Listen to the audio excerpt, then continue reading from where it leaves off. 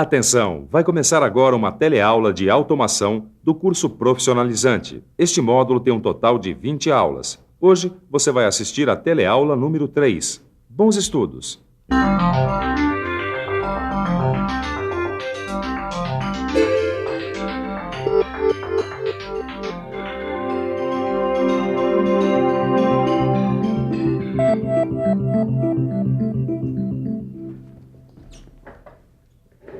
Você já deve ter reparado na importância da eletricidade.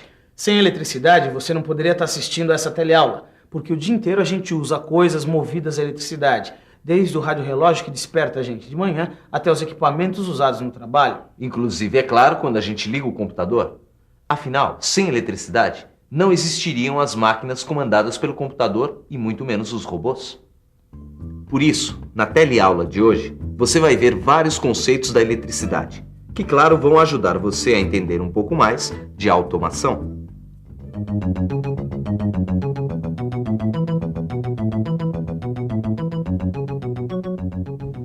Fica difícil imaginar a automação sem a existência da eletricidade. Ou melhor, é quase impossível imaginar o mundo sem a eletricidade. Seria mais ou menos como voltar no tempo para mais de 100 anos atrás. Pois foi só no final do século passado que os primeiros geradores de eletricidade, os dínamos, foram aperfeiçoados e se tornaram fontes de suprimento. Mais exatamente em 1875, quando um desses geradores foi instalado em Paris para iluminar uma estação. Mas o que será exatamente a eletricidade? Você já viu em outra teleaula como a eletricidade foi importante para o desenvolvimento da automação. O que você vai ver hoje são alguns conceitos de eletricidade que são fundamentais para a aplicação da automação. O que a gente quer dizer quando fala em eletricidade nada mais é do que uma manifestação de uma forma de energia associada a cargas elétricas que podem estar paradas ou em movimento. Quem possui essas cargas elétricas quando em movimento são os elétrons, partículas minúsculas que giram em volta do núcleo dos átomos que formam as substâncias. Já o nome eletricidade vem provavelmente da palavra grega eléktron, que quer dizer âmbar, uma resina amarela, semitransparente e quebradiça, que já era conhecida desde a Grécia Antiga por causa da sua propriedade de atrair partículas de pó ao ser esfregada em outro material.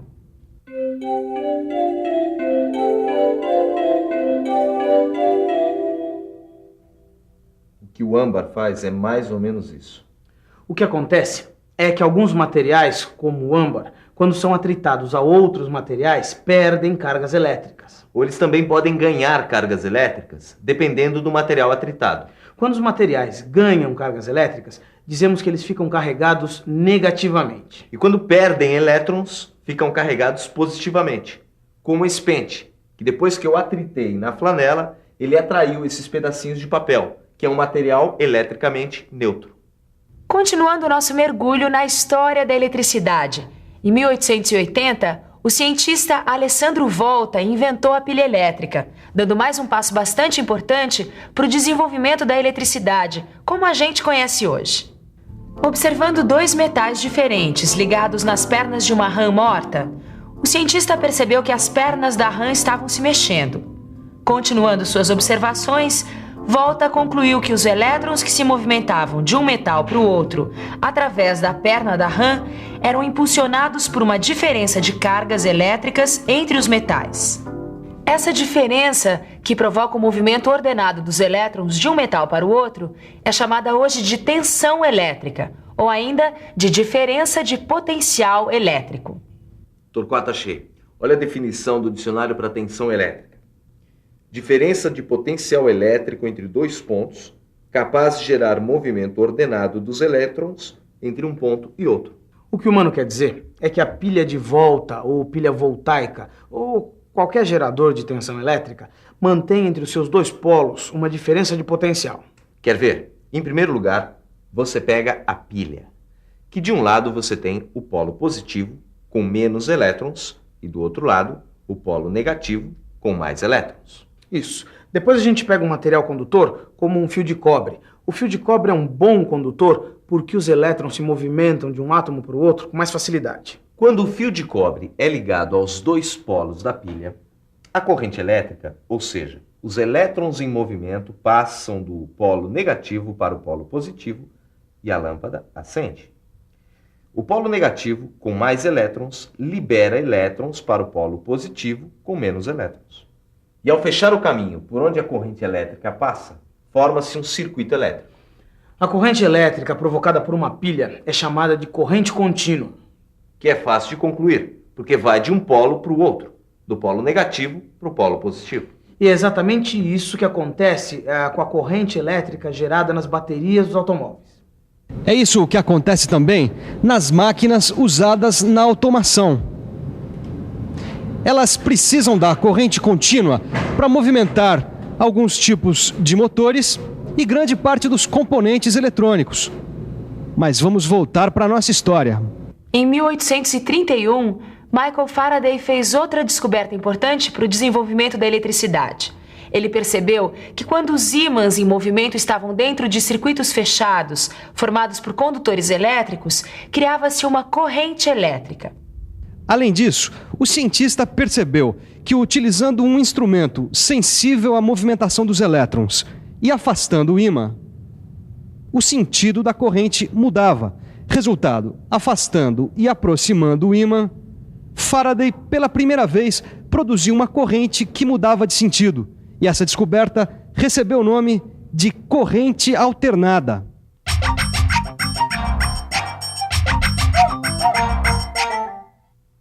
Em outras palavras, corrente alternada é um movimento ordenado de cargas elétricas, mas com um sentido que muda de um instante para o outro. Já a frequência dessa mudança varia em função do tipo de gerador usado. Para você entender melhor, a corrente alternada é produzida nas usinas geradoras de energia elétrica. Olha só o símbolo de tensão alternada. A gente encontra esse tipo de tensão nas tomadas comuns que a gente tem em casa e nas fábricas também. Se você prestar atenção, você vai ver que não existe definição de qual é o polo positivo e qual é o negativo. Isso acontece porque a polaridade da tensão inverte várias vezes a cada segundo. É isso mesmo. No Brasil, por exemplo, a polaridade da tensão alternada muda 60 vezes a cada segundo. Isso por causa da velocidade com que as turbinas das hidroelétricas giram. Esta é uma fonte de tensão contínua. É ela que fornece energia para o computador. Isso porque equipamentos como o computador, que precisam de corrente contínua, têm que ter um dispositivo para converter a tensão alternada recebida da rede elétrica em tensão contínua. Afinal, como é que o meu computador iria funcionar com corrente alternada? Pois é. Mas antes da gente pensar em computadores e automação, a gente precisa saber mais sobre a eletricidade. Os primeiros condutores usados para distribuir eletricidade eram de ferro, mas com o passar do tempo, eles foram substituídos por cobre, que é um condutor elétrico muito mais eficiente. O que acontece é que os elétrons e os átomos do material condutor estão sempre se chocando, criando uma oposição à passagem da corrente elétrica. Uma oposição que é chamada de resistência elétrica. Resistência elétrica, corrente contínua, corrente alternada, tensão elétrica. Bom, para completar o ciclo da eletricidade, você vai ficar sabendo agora o que é potência elétrica. E para isso, vamos pensar em algumas situações onde a eletricidade é convertida em outras formas de energia. Como, por exemplo, a resistência do chuveiro elétrico. Ela aquece a água. Ou seja, a energia elétrica é transformada pelo chuveiro elétrico em energia térmica. Os motores elétricos, quando eles recebem tensão, eles giram o eixo. Enfim, existem milhares de exemplos. É só você olhar do lado que você vai ver várias situações onde a energia elétrica é convertida em outras formas de energia. Pois é. E a quantidade de energia que um sistema elétrico é capaz de fornecer para ser transformada ou convertida depende da tensão e da corrente do sistema elétrico. Mas é claro, né, mano? E é bom que seja assim, porque pelo menos existe um controle da quantidade de energia que o equipamento recebe. Meu querido Torquato, o que eu estava querendo dizer não é tão óbvio assim. É que essa capacidade de fornecimento de energia num certo intervalo de tempo é a potência elétrica. Sabe de uma coisa, Manuel? Depois de falar tanto em energia, acho bom você desligar o computador para ver se economiza um pouco de energia, tá?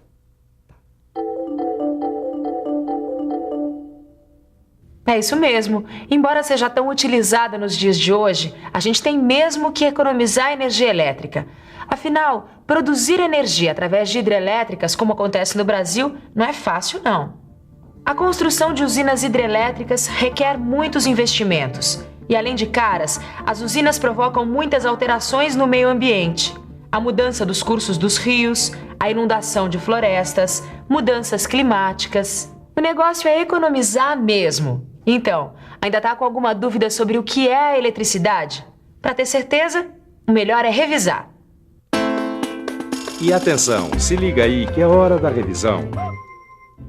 Na teleaula de hoje, você viu que a eletricidade é a manifestação de uma forma de energia associada ao movimento ordenado dos elétrons. Viu que o polo negativo de uma fonte de tensão tem mais elétrons do que o polo positivo. Viu que, em um circuito elétrico, a corrente é contínua, quando os elétrons movimentam-se sempre no mesmo sentido. Viu que resistência elétrica é a oposição à passagem da corrente elétrica.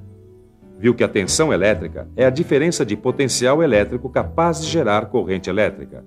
E viu que potência elétrica é a energia elétrica desenvolvida num intervalo de tempo. Claro. A gente falou, mas a gente não disse nada sobre o que a eletricidade tem a ver com a automação. Calma, mano, calma. Tem que ir devagar. Se não for devagar, não vai dar pra entender mesmo que uma coisa tem a ver com a outra, né? Quer saber? Você tem razão.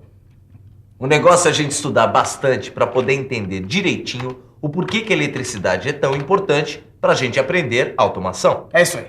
Bons estudos e até a próxima.